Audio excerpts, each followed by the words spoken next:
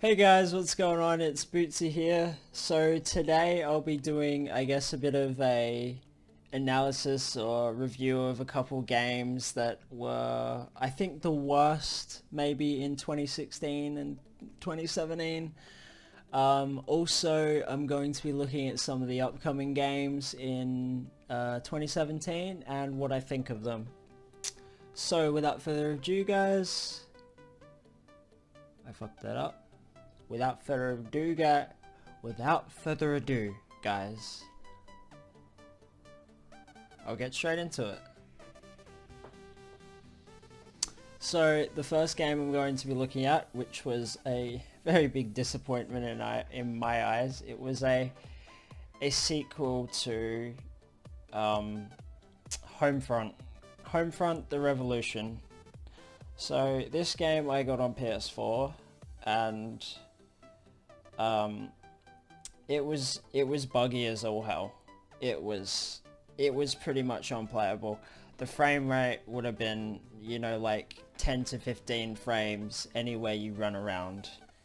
I tried pushing through it and seeing past the bugs and the frame issues, but I couldn't. And the stealth mechanics are pretty dodgy. There's been several times where I've been seen through walls and shit by enemies, and yeah. So what I heard about this game, pretty much the developers didn't end up finishing the game. They didn't. It wasn't its final product, pretty much, and they just tossed it out there as it was. They may have released some patches for the performance issues, but I'm not sure. I haven't gone back to it. I traded it straight in, but the things that looked interesting about this game was like the alternate history concepts and like the different implications in the story, and like the campaign. It looked pretty varied and rich, so I would have been excited for this game, but they let us down and they ran out of time and didn't finish the game, so that's what overall put me off the game. The next game, guys, I'm going to be looking at is For Honor. Now, in my eyes, this game isn't a bad game at all.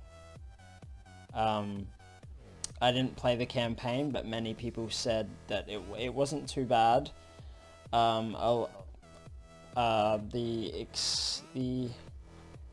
three distinctive factions were nice. The Knights, Vikings, and Samurais. That was nice how they had their own separate factions, and you could see who was winning, like, in each season or whatever. Solo and co-op campaigns were quite extensive, I've heard. The characters were quite in-depth, I thought, the heroes. They had a lot of different movesets. I'm not sure, what was it, Conqueror, he had like 2 different moves though. It was a bit strange. I think they nerfed his shield bash or something, and that just made him completely useless. I might be wrong there, so quote me if I am wrong in the comments. But yeah, there was a bit of a variety of game modes. I would have liked to see a 3v3. Like there was your normal like 1v1, and then your 2v2, and then your 4v4 modes. But it would have been nice to see like a 3v3, just kind of like a middle ground game mode where it wasn't so hectic, but it still was a little full on, like there was still action going on. And as an end note, guys, the thing that turned me off this mainly was the peer-to-peer servers. They were pretty horrid. There was many times again that I was trying to connect to a friend, and I would connect to them, we'd lobby up, we'd join a game, say like a, what was it, skirmish, like the 4v4 modes, or Dominion, and we'd go in and everyone from the server would be kicked, and it would just be us standing there, and then eventually we'd get kicked and it was a constant struggle just to try and find a game where we wouldn't get kicked. I could only end up playing with one friend, and we could only do 2v2 duels against other players. But yeah, so that's what turned me off the game. Next on the list is Mass Effect Andromeda. So this game, despite its bugs, I heard its character creation is pretty good, and like the relationships between the characters were really nice, and the combat system is solid by what I've heard. There's no issues with it. People said that using cover is probably like the most important thing in the game. And there's a nice variety of weapons and vehicles, which is nice, and cool little technical upgrades you can do to them. Also, it's open world, so it's massive, so you get to explore a lot, and there's a lot of character diversity and different races and ethnicities and all that stuff. I haven't played the game, but by what I've seen, what turned me off the most was this.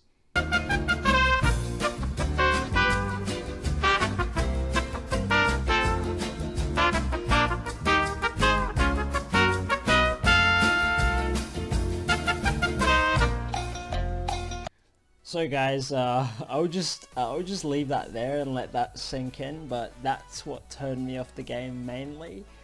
Anyway, we'll move on to the next game. The next game is Outlast 2. And Outlast 2 I think looks fantastic. It looks well, I'm going to explain this in 2 words. It looks terrifyingly beautiful. The graphics look amazing, and it's disgusting but beautiful at the same time. You kind of get thrown straight into the havoc at the start of the game, and like I've seen a playthrough right till the end, but I won't spoil the end because I haven't played the first one, but I know this is a sequel that builds on top of that. The only things that I could complain about this game is, the only problems about this game, I'd say, it's not really a problem, but if the game forces you to flee a lot, just to run away from things, like, I'm guessing, it's an Outlast thing anyway, like, it's probably just me just being a nitpick and picking on it, but, no, I think this game looks great anyway. I'm very tempted to pick it up and do a playthrough for you guys in about a week, so I'm looking forward to that, and you guys will get to see me be a little pussy bitch and probably shit myself, but anyway, yeah, this game looks fantastic. The next game that's coming out at the end of the year, I think November time, is Star Wars Battlefront 2. Now, DICE has confirmed that this is my favorite thing. DICE has confirmed that there won't be a season pass, and I'm really excited for that. Which means I'm guessing the expansions may be free. I think the reason why is because they don't want it to like split up the community, because some people will have DLCs, some people won't, so that way there'll be more of a player base. And it says here, DICE says, for this type of game, season passes are not the best thing, and they need to come up with something better. This was from IGN. So what I've also heard is that there's going to be an offline split screen co-op featured for the console version of Star Wars Battlefront 2. Which will be nice because I remember getting the first one. Like, I knew it was online, but it was a disappointment. I thought there may have been an offline campaign. They didn't put in offline features for a while anyway, so that was quite disappointing. So it's going to be nice to be able to sit down with a friend and play locally with them, and oh, there you go. The upgrades that you earn in the online, oh no, the offline, the offline split screen will also be transferred to the online multiplayer experience, which is kind of cool. So yeah, this game will release on November the 17th. So I'm quite looking forward to this game. The only controversial thing that's going through my mind at the moment is maybe, since there won't be a season pass, will they just add like a premium pass like Battlefield has? Maybe, you know, because that could be a thing that EA does. I'm not really sure, but it'll be interesting to find out. So yeah, guys, that's probably the main game I'm looking forward to this year. Okay, this is the last game that I'll talk about for today. It's Call of Duty World War II. So, as we know, fucking Activision, Sledgehammer, and Treyarch have like a 3-year contract. Like, they switch between making games, they take turns. So this year it is Sledgehammer's turn, and they're going back to World War II. So I'm surprised about that, because they are the ones who first introduced the thrusting mechanic in Advanced Warfare. They've only made one game, which is Advanced Warfare. So it will be interesting to see what they can pull off. But apparently this campaign is going to be quite historic. You know, it's going to have historical events such as D-Day and all of that.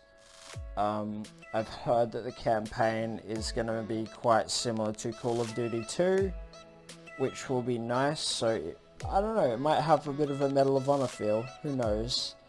But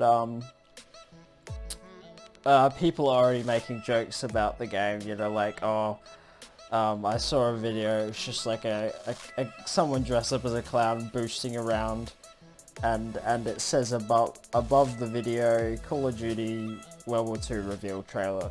So people are already making jokes that they'll somehow add jetpacks or something in the game, which I find is quite amusing. But hopefully they do a good job. Quickly before I go, the other things they said they were adding was there's going to be Nazi zombies, of course, and there's going to be no auto healing, which is going to be freaking amazing. So I'm guessing we're going to have to rely on some form of healing or healer medic. Some form, maybe like they might have like classes like in Battlefield, I'm not really sure. Also guys, they're adding in like a hub world, kind of like Destiny has, where you can like meet up in your hub world and just talk in between your events or games. So while you're not in a lobby, you pretty much I'm guessing you get tossed into a hub world, and you can socialize with other players and stuff like that. So guys, that's it for today. I hope you enjoyed the video. I thought I'd do something different and see how you guys respond.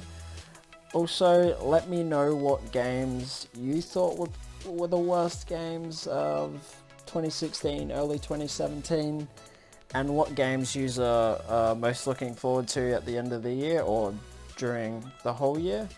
And yeah guys, I'll leave it there, and hope you enjoyed the video. Feel free to like and subscribe, and I'll see you guys in the next one.